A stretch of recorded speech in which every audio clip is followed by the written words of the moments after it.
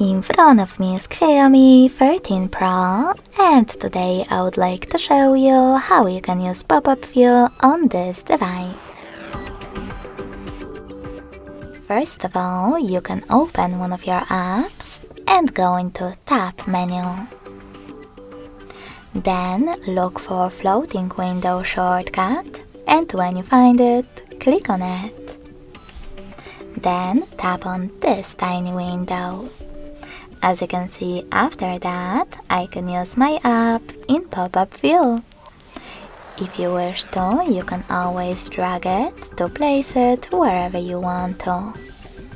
To turn it into tiny window again, drag it to one of your device's corners.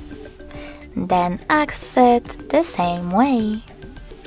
You can even use your window, overlay the other app by opening the other one and operating in both. In order to make your app full screen view, hold this lower line and drag it down.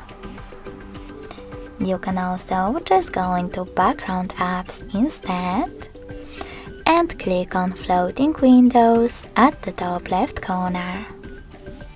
Then tap on one of your apps or click on this icon at the top right corner and add the best one for you, like Internet Browser.